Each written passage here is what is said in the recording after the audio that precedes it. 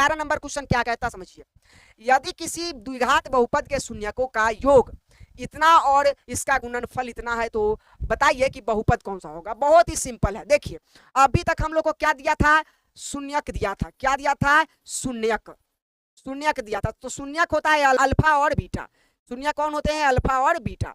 लेकिन अब कहता है शून्यकों का योग, शून्यकों का योग, याद रखिएगा शून्यकों का योग।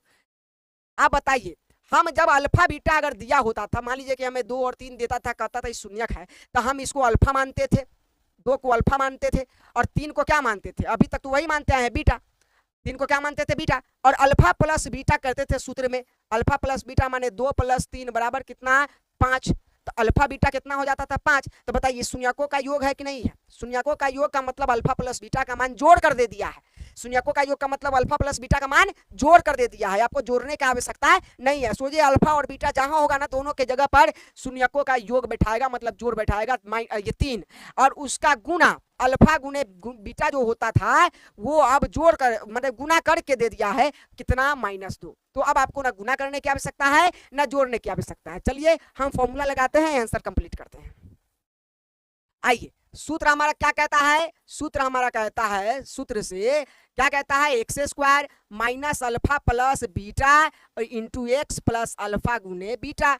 यही तो कहता था, x² का x² माइनस का माइनस। देखिए ये जरा ध्यान दीजिएगा इस पे, ये क्या कहता है, अल्फा प्लस बीटा। तो अल्फा शून्यक था, बीटा भी क्या था, शून्यक।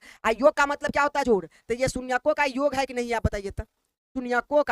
शून्यकों का योग है कि नहीं है, सर है, शून्यकों का योग ही तो है, क्योंकि दोनों शून्य को जोड़ दिया है। तो ये क्या कहा है, शून्यकों का योग कितना दिया है, 3, यानी यह दोनों जोड़ शून्यकों का योग है। और कहा है शून्यकों का योग 3 है, तो ये दोनों की जगह पे कौन हो जाएगा, 3 हो जाएगा। अब जोड़ने की आवश्यकता नहीं है, x का x। आइए देखिए ये अल्फा गुने बीटा, अल्फा गुने बीटा, ये 2 शून्यक होता है अल्फा और बीटा, तो ये गुणांक है कि नहीं है, शून्यकों का गुणांक है कि नहीं है। तो आप कहेंगे हाँ सर शून्यकों का गुणांक है, शून्यकों का क्या है, गुणांक है।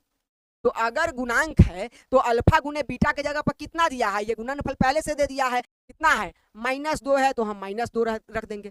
x² का x² माइनस 3 में x से गुना 3x, और ये प्लस माइनस -2 का 2, देख लीजिए यही आंसर होगा। x² minus 3x minus 2, x² minus 3x minus 2, x² minus 3x minus 2। Option number A जो है आपका सही हो गया। आसान है, बहुत आसान है, चीजें बहुत आसान है, बस आपको थोड़ा सा रिवीजन करने की आवश्यकता है, प्रैक्टिस करने की आवश्यकता है।